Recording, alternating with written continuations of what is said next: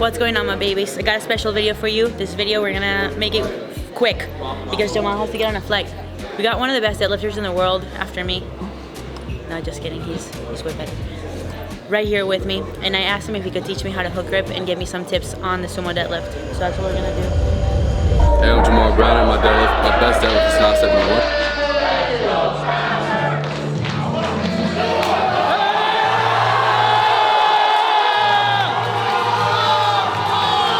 Let's go, Jamal! Let's go, Jamal!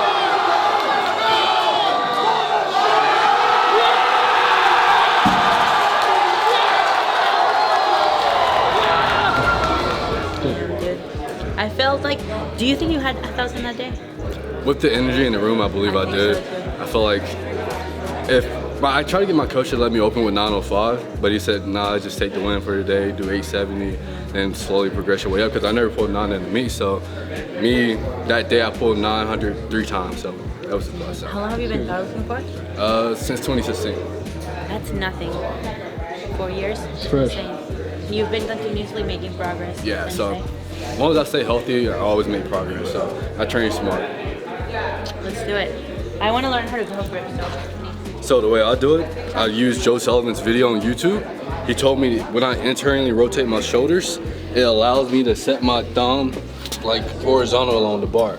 So as long as it's parallel with the bar, then I grip my ring finger, then my middle finger, then my index finger. And that's how I do my hook grip. Then I pull the slack out and get ready to pull.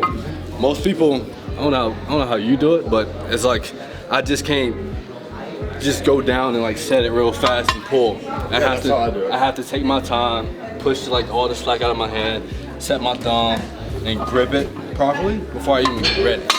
I'm getting 3. Steph, for you should just try to get as much as possible to start. That's how you should start. Like this one? Try not to turn your thumb. Like here. Look, take your hand out.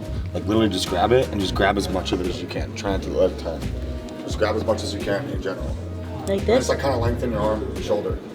And if you can like extend back more, you can feel how much that bar can actually move in your hand. Yeah. And so there's like a lot of weird like little things to hook grip that a lot of people like never even think about. Like chalking the back of your thumb. The only problem when trying to grab as much of your like thumb as possible is you're more prone to tearing the bottom of your thumb. So with that, I also learned that I have to pull the slack out of my hands before I get ready to pull. At first I would just kind of set in the hook grip and then pulling. I wasn't really bar would move in your hand.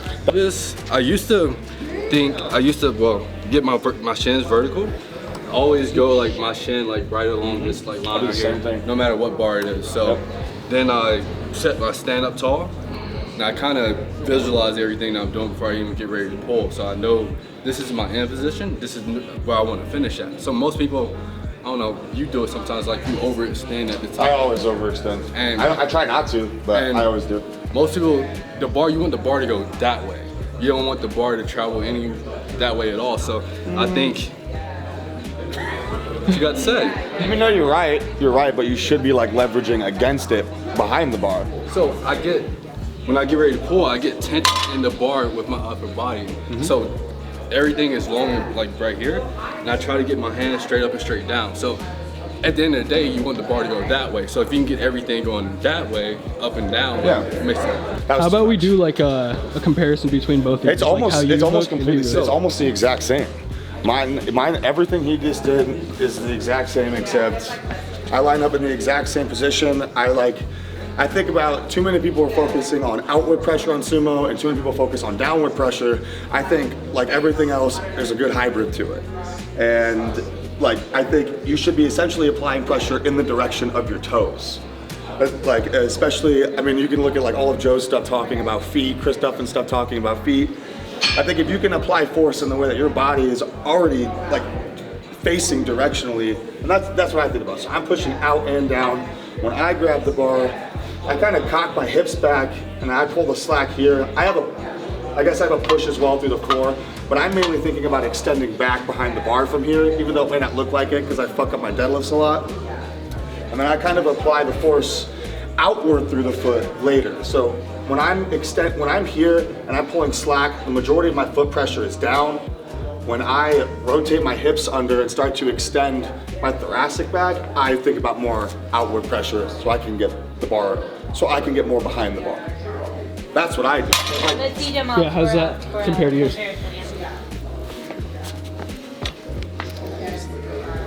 Jamal's a way better deadlifter. So take me through like yeah. step by step. So I think I stand up tall, like I always say. Stand up tall, and I go and approach the bar. I make sure everything's even. That's why you always see me kind of check left and right. Then after I set my hook, then I raise my hips to get the slack out. Same way, yep. So then when I set my hips, I'm pushing my hips through the bar the whole time. So most people engage their hips too late. They'll be getting pulling, but then their hips be too far behind the bar. So the main thing is you want to wedge your hips between your hands and your shoulders. Most people don't think so. I don't know how to explain, like That's what activates your quads. yeah. But all So that starts with like the actual tension you have in the floor from the foot. Yes. Just thinking about trying to engage the hips from the hips, I think. See, you need to, like you have. Wait, can you let him Sorry, finish? sorry. so yeah, I'm pressing away from the floor, but I'm pressing my hips through the bar. That's what I'm thinking the whole time. So as I'm going up, I'm trying to wedge my hips right through my elbows through the whole time. So as long as they stay within correlation, it makes the movement so much easier. Most people don't really think about that or look at that in their videos. Like sometimes I know when I'm off, like I watch one of my warm-ups and my hips are too high, like above my elbows, and I'm in a bad position while locking out. So it messes up my timing. So as long as I can make sure my timing is correct, it's like half like an inch or so that my hips and my elbows are in position that's perfect timing for me. So I have a weird question for you. Because of how much weight goes on the bar and how much slack you get, do you feel like you have to like adjust your timing as you get heavier and heavier and heavier, or are you always timing it the same way each rep? I think I move all the way the same. If I have 900 pounds on the bar, I think it's 225. Right. So I'm always using. So you treat 200 like 900 as well? Yeah, I treat everything the same. What's the internal rotation cue? So stand up, internally rotate your Internally shoulders. rotate. So when you set your hands, really push the webbing of your hand down through the bar. It helps get your thumb more vertical, horizontal. See, that's so funny. That's like a completely different way to act. That's crazy. And pull. Think pull with your pinky. It helps lock your lats in. Still grabbing it with your whole hand. Yeah, the hardest part of hook grip is adjusting to that pain threshold. That's literally the hardest part. Now, yeah. So now what I do is when I raise my hips, I take in a deep breath, but also make sure I draw my rib cage down. I never want to extend, that makes the movement too much longer. So always make sure I'm drawing my rib cage down throughout the whole movement. So when I go down, I raise my hips, I'm taking a deep breath, then I'm pulling myself into position. You think you show me on the bar? A little example? So I would still take a breath at the top, but it wouldn't be as deep. So I would draw my rib cage down to get the dense core. So now I set my hook. Now pull. So, I know you have a flight to catch, Yeah, I so got thank you so much. Appreciate it. It's funny just how many things are similar and how many things are different. Different, yeah. I mean, it's all about approach. I mean, there's different ways to do the That's the exact same thing. thing. That's the whole fucking point of all this. Is there's It's like, oh, you so get many your fucking muscles ways. tight, you get in a good position and then you fucking Hey, there's pull. so many ways to do doesn't it, but matter in the what you grand say. scheme, it's yeah. the same Yeah, thing. exactly. The thing is that listening from or hearing it from a lot of people, there's always that like one cue that like clicks with you and makes it work, you know? Ribs down. That ribs down is something like about a year and a half ago, 2 years ago, that like literally altered my squat and deadlift forever. And like what Ian said when you were setting up, you're like externally rotate, but at the end of it, externally rotate the feet. That's incorporating that lateral tension through the feet, and rather than somebody's like, oh, push your knees out when you're doing horrible sumo, it's fucking like, stop cue. it. That's what I was saying with the hips earlier. Is all of the tension you're gonna get through here doesn't start here or that's here. Everybody's yelling hips, hips, hips. It's like, okay, fine. What the fuck does that mean, dog? Thinking it throughout the time. It's how you're actually applying the pressure. Yeah. Yeah. So if someone thinks feet is easier, but for me, thinking hips is easier. Yeah, and that's the truth to it. Figure it out. Just change your approach. That's what I tell most people. Think about it differently.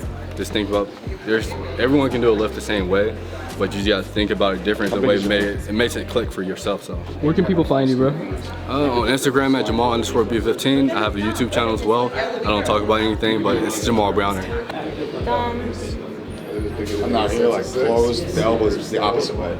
Yeah, and then extend behind the bar. But you start here. I don't like that. You get less surface area on the bar. The way I set is I internally rotate the shoulder first. I set the hook, set the fingers, then laterally rotate the hand while locking the lat down. I'm not so much focusing on rotating the shoulder, it's tensioning the lat and rotating the hand to get coverage of all the fingers. Then go. And as you're doing it, like you're like applying more lateral pressure through the foot. Yeah.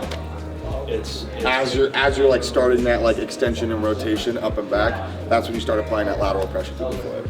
That felt really good. It didn't really hurt me. real pretty.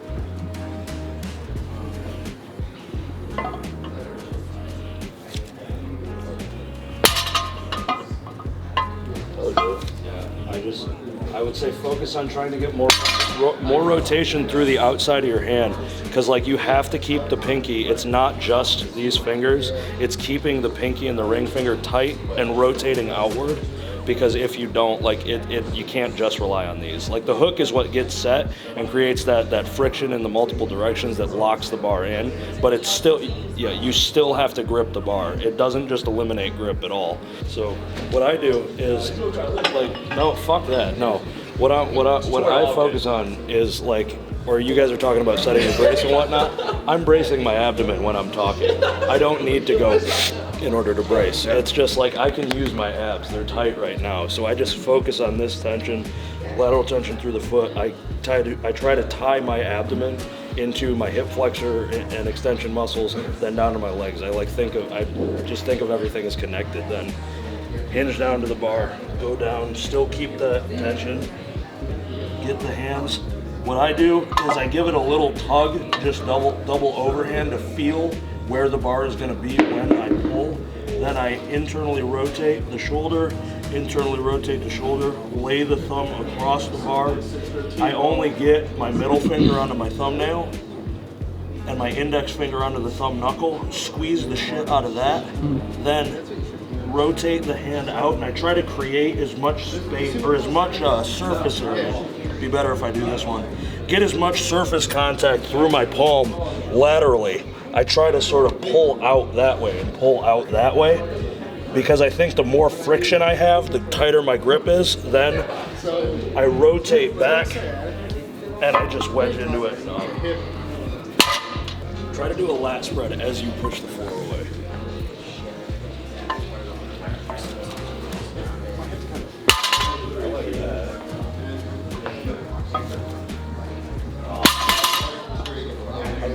It's a lot better. I like that. Yeah. Doing that lat spread, I like that lat spread cue, because it looked like it let her open her shoulders like a little bit more, like just get a little bit more upright through the T-spine and shit. I don't know. I've never really given her grip a chance. Yeah, me too. I need it now. Yeah, same.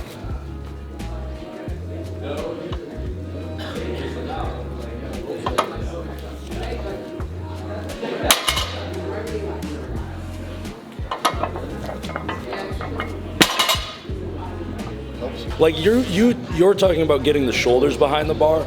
It's like we're saying the same thing. I'm just saying, like, open the chest more. It's like try like you can literally move your shoulder, right? Like go back, forwards and backwards, go all the way back.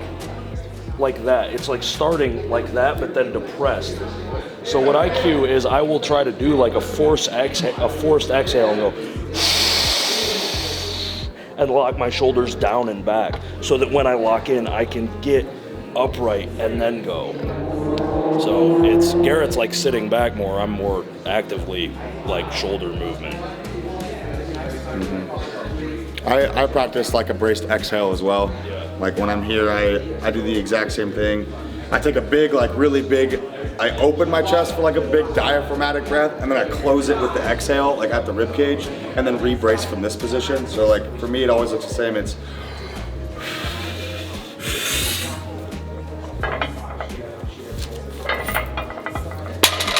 if I was talking to Ian, and because you were saying this, like you get the brace at the top, right? And you were like, get my brace, and did that. If you're speaking, like if you're breathing out right now, so just do like a light exhale. If I punch you in the stomach, you can tension against that tension, right? Like actually brace your abs like that and speak to me, say something.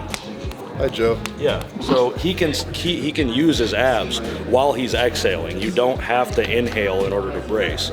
And it's just if you exhale and get the oxygen out of your body, you give yourself more space to move. And like you and I both have really fucking thick torsos. We need all the help with the position that we can get. So I then get down, grab, set my hands, and then go. Get the air at the bottom.